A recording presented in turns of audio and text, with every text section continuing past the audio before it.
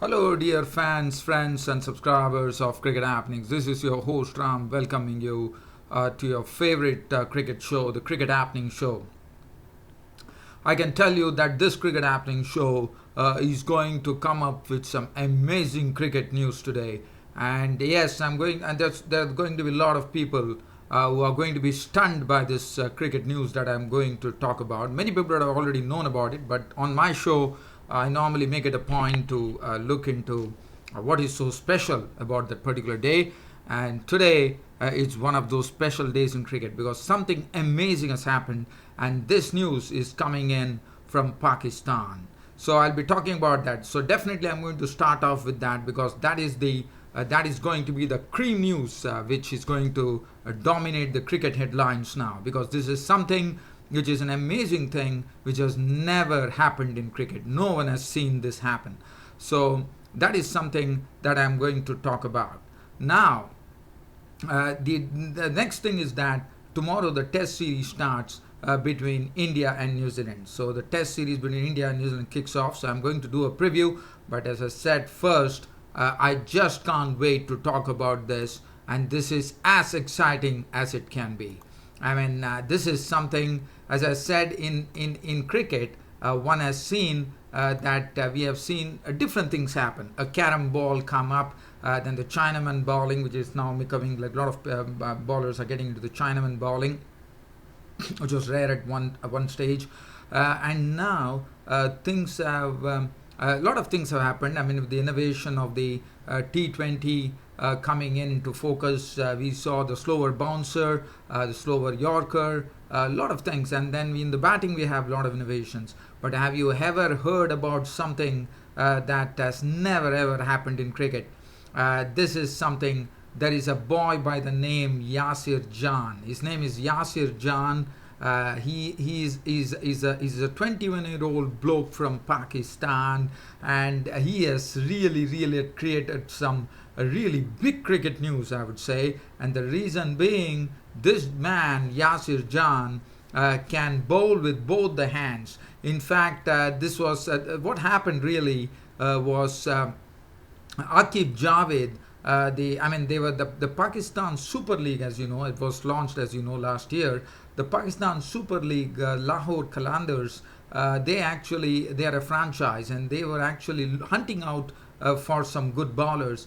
And Aqib Javed, as you would remember, he was the one who unearthed Irfan Ahmed, the tallest bowler, the tallest player in world cricket today. And then today, what has happened is something, as I said, it's absolutely unique. It has never been heard, never been seen, never been done. And this bloke, Yasir Jan, who's just 21 years of age, can bowl with both hands. He's a pace bowler. He not only, it's said that he can bowl at 145 kilometers per hour with his right arm, and he can also bowl not less than 135 kilometers per hour with his left arm. Now he's basically a left-hander, but with this, to generate so much of pace with both the arms, he's already, one can understand with the natural hand, yes, one can definitely generate a lot of pace, but this bloke can generate the pace, almost the same pace, with his right arm too. And he can bowl with both hands. Now, what happened really was Aqib Javed was on the hunt for a bowler, and he unearthed this boy who actually came and told him that after probably seeing him, seeing him bowl with the right arm. He was first bowling with the right arm, and Aqib Javed, Aqib Javed, who was also the coach of the United Arab Emirates, no longer, but he was the one who actually, the bowler Yasir Jan, the 21-year-old bloke, came and told Aqib that he can also bowl with the left arm. And with the left arm, he generates, as I said, he generated a pace of 135 kilometers per hour. And that is something really caught the eye of Aqib Javed, because he said this is not something that he has seen. He's probably seen a bowler bowling spin with both arms, but not a pace bowler generating extraordinary pace, not only with his natural hand but also with his unnatural hand. And that is what is really exciting and amazing in cricket. It's never happened. And this bloke, Lahore Qalandars, who are the part of the Pakistan Super League, they have actually signed him up for 10 years. In fact, they've signed a contract with this bloke. They have taken him on a 10-year developmental contract. And as I said, this is something which is unique, which has never happened in cricket. And one is really, really excited to see this bloke in action. Why not? I mean, if he can bowl with both the hands. And the other thing that I am looking at here, after seeing this particular cricket news actually peep out, is that what's going to happen, whether it's allowed in international cricket to bowl with both the arms. Now that is going to be the question, or whether the cricket has to make an amendment of not only bowling with one arm, you can also bowl with both arms. Now that is something one has to wait and watch, whether international cricket laws allows that. So that is something that I need to look into. I didn't have time to do that, but I think that is something that they have to look into. And the other thing that comes to my mind is that I mean he's an ambidextrous bowler, no doubt about it. But what is going to be very important to me is that I mean, what a utility cricketer he can be, because now definitely I'm sure this bloke has to just maintain what he's been doing, and if he can do that, yes, he has just been unearthed, so now it is something of sort of, they have to mold him, they have to nurture him, there's a lot of things, and I'm sure Pakistan are going to do that, because Aqib Javed has already said that this is some unique talent emerging as far as cricket is concerned. And what is going to be very interesting for me is that I mean, Pakistan can actually use him in such a manner, if at all he makes it to the Pakistan team in international cricket. I mean, not only in any game, if the rules are there that you can also bowl with both the arms, then I would say that this is going to become a sort of a very big plus, because when the left-handers are there, you can change your angle, and now the only thing that he needs to do is he has to perfect all the weapons. The weapons in his armory, whatever the weapons that they have, he has to bowl a bouncer, a yorker, a outswinger, in-swinger, everything, name it, and yorker, everything he has to bowl. And I'm sure, so he has to be nurtured, but right now, yes, it is teething days for him, no doubt about it, but definitely this is a very, very I mean, as I said, it's an amazing cricket news which has come out of Pakistan, and one is really happy that cricket is getting some sort of some newness into it, with this bloke Yasir Jan being unearthed by Aqib Javed today in Pakistan. And one thing, as I said, how useful it would be, because if a left-hander is there, you can change your line. The right-hander is there, you can decide what line to bowl. I mean, he can decide in with which arm he's going to bowl. And I'm sure there will be one clause for sure, if at all it is permitted, that you can only bowl with one arm in one particular over. And I think this is going to be something very, very interesting which is going to happen. And I can tell you one thing, I can't wait to watch this happen. I'm sure we are going to watch this bloke Yasir Jan bowl in the Pakistan Super League in the Lahore Qalandars. But as I said, I didn't have time to dig into my cricket laws or the cricket books to just really see whether this is something which is possible, that you can bowl with both the arms. Well, anyways, as I said, this is an amazing piece of cricket news that I first wanted to share before I head on to the preview of the India-New Zealand Test Series, which is kicking off tomorrow at Green Park in Kanpur. So let's now get out of Pakistan and move into India, and we head towards the Green Park Stadium here in Kanpur. Now, the one thing that I can say as far as the India-New Zealand Test Series is concerned is that this, now, as you know, South Africa came to India, and we saw that there were a lot of turning tracks. But also, let's also keep in mind that even though India won, I wouldn't say the Indians were also completely at sort of a domination. You know, they also lost a lot of wickets to the spinners. But one feels that this particular New Zealand team is far well equipped than South Africa, I reckon. So I think it's going to be a battle, because the reason that I say that is because New Zealand also having a variety in the spin. They have a left-arm spinner, Mitchell Santner, who is a very talented bloke, Mark Cray, the right-arm off spinner, and they have East Sodhi, right-arm leg spinner. Also, let's not forget that Mitchell Santner and East Sodhi did a wonderful turn for their team in the T20 World Cup, which was played in India. So definitely, I think we are going to have a real battle. But India, also Virat Kohli has said that they know what mistakes they made against South Africa, that when they were playing the spin, and they have definitely learned their lessons well. So that is something which is going to be coming out into the open when the match starts. And there's a lot of, one knows that the groundsman has already said there are a lot of cracks on the pitch already, I'm told. So definitely we're going to probably see the turn on the pitch from day one, and that will be very interesting to see. I'm sure whichever team is going to win the toss. So the toss is going to be a vital factor, and whichever team is going to win the toss for sure is going to have the luck of the dice tomorrow, because that particular team will definitely bat first, because they know for a fact that they are not going to be caught on the last day of this pitch. I mean, both India and New Zealand wouldn't like to do that, because both have spinners, and it is going to be a test of real skills here, I would say. So let's have a look at the host team, that is India. India, well, the openers, I'm told that Shikhar Dhawan is bound to be left out, and Murali Vijay comes back. So Murali Vijay and KL Rahul will open the innings, and also not having any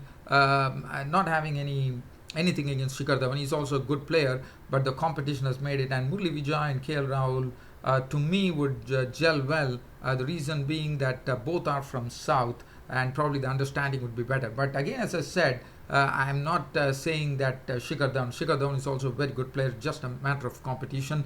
And Cheteshwar Pujara, to me, is the rock around which this Indian team will revolve, because he is the one, as Anil Kumble, the coach, has also really said that Cheteshwar Pujara is someone who always has to be there, whether he's in form or not. And why not? He's coming on some good form. He didn't do well against South Africa, as you would remember, but he's coming on some good form here in the domestic tournament here in India, which was played with the pink ball. He scored a double century. Not a double century, probably in a domestic game he scored a double century. And Virat Kohli, well, we all know what a wonderful captain he is. He captains the side in an admirable manner, and he's a real go-getter. And he's also one who's also made a statement. Today, also, one news that I can share is that, as you know, Pakistan are on the top of the heap as far as the ICC rankings are concerned. And today, the Pakistan proud captain, Misbah-ul-Haq, was given the mace by Dave Richardson, the ICC chief executive. And Virat Kohli has already said that after seeing Misbah-ul-Haq being presented the mace, he has said that he's keeping an eye on that, and he probably feels that a time is going to come pretty soon where India is going to lift the mace. So that really says a lot of positivity in Virat Kohli's thinking, as he has always been. And you know his bat always does the talking. Now Ajinkya Rahane was the only one who scored a century, as you remember, in that series against South Africa. So he will always be trusted, and he's a very good player of spin too. And Indian batting is looking pretty charged up, because Rohit Sharma is coming in at number 6. So that really tells you how strong this Indian team is. And then Ravichandran Ashwin, he has that newfound ability of a very, very good all-rounder now. And then Ridhiman Shah has already proved himself in the West Indies by getting a century, if I'm not wrong. Yes, he's got his maiden century. And Ashwin and Ridhiman Shah really pulled India out of the woods at a very, very crucial juncture.